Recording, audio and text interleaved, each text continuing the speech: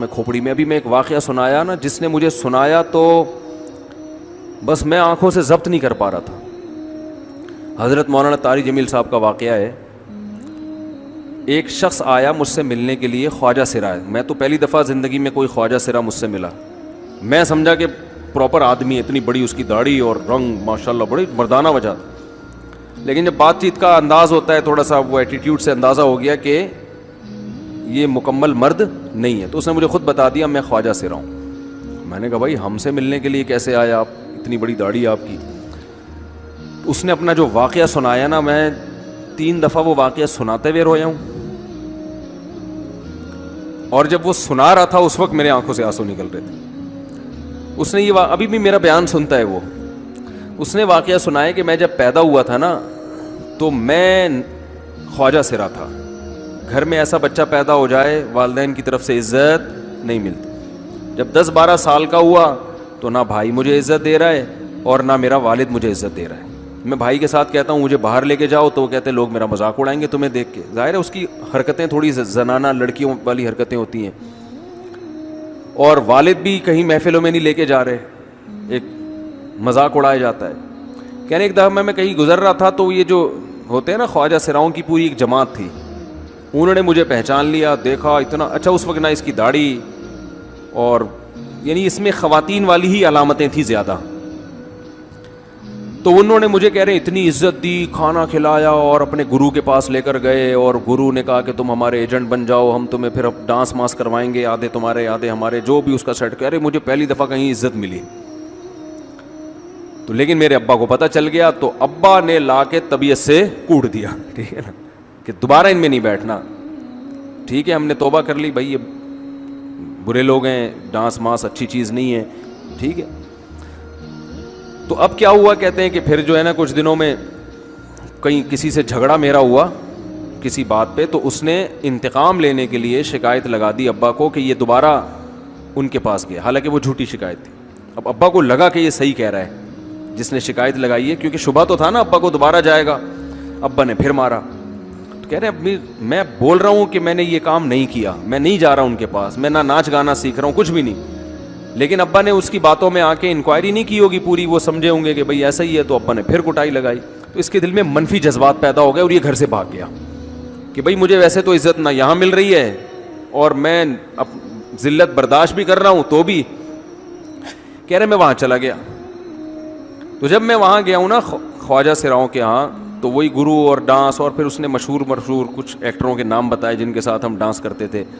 اور پیسے آنا شروع ہو گئے، آدھے گرو کی جیب میں آدھے ہماری، اور ہٹو بچوں. لیکن ظاہر ہے یہ کوئی عزت دار راستہ تو نہیں ہے نا. کہہ رہے ہیں کہیں سے تبلیغی جماعت میں حضرت مولانا طاری جمیل صاحب آ گئے. انہوں نے اجازت مانگی، ہمارے گرو کو پیغام بھیجا بھائی مجھے ایک دفعہ یہاں آ کے دعوت دینے دو. اس نے اجازت دے دی، آ جاؤ بھائی. بیان کیا، ان کو سمجھایا بھائی یہ زندگی نہیں ہے، اللہ کی سیروزے کے لیے بہرحال ترغیب دی. کہہ رہے ہیں میں تیار ہو گیا، باقی لوگ تیار نہیں ہوئے، میں تیار ہو گیا. کہہ رہے میں نے گرو سے اجازت لی، اس نے کہا جاؤ لگا لو سیروزہ. تو کہتا ہے کہ جب میں حضرت کے گھر پہ گیا ہوں نا تو حضرت پہلے سے دروازہ کھول کے ایسے انہوں نے دونوں بازو پھیلائے ہوئے تھے استقبال کے لیے، پہلے سے کھڑے ہوئے تھے علماء کے ساتھ. کہتے اتنے مشہور آدمی، اتنی بڑی سیلیبریٹی اور اتنے بڑے بڑے علماء، ان کی پگڑیاں، ان کے اتنا خوبصورت لباس، جو خود عزت دار لوگ ہیں. کہہ رہے ایسے جو ہے نا میرے استقبال کے لیے دونوں بازو پھیلا کر کھڑے ہوئے ہیں اور ایسے مجھے بیٹا بنا کے نہ اپنے سینے سے لگایا کہ تو میرا بیٹا ہے. کہہ رہے خدا کی قسم مجھے زندگی میں پہلی مرتبہ کسی سے پہلی مرتبہ ایسی عزت ملی مجھے کسی سے. اور اس عزت دینے میں مولانا کا کوئی مفاد، بولو بھائی، کچھ بھی، بلکہ ذلت ہوگی نا. لوگ کہتے ہیں خواجہ سرا کو بیٹا بنایا ہوا ہے، اور اس وقت تو اس میں بیچارے میں کچھ زنانہ سی علامتیں بھی تھیں. تو خواجہ سرا کو کیا دے رہے ہیں؟ عزت دے رہے ہیں. کیا کسی تاجر پہ محنت کرو تو تھوڑا چندہ دے دے گا مدرسے کو، ایسا ہی ہے نا. اور کسی افسر پہ محنت کرو تو تعلقات کیا ہو جائیں گے. جب وہ دین پر آئے گا تو اس سے کیا فائدہ.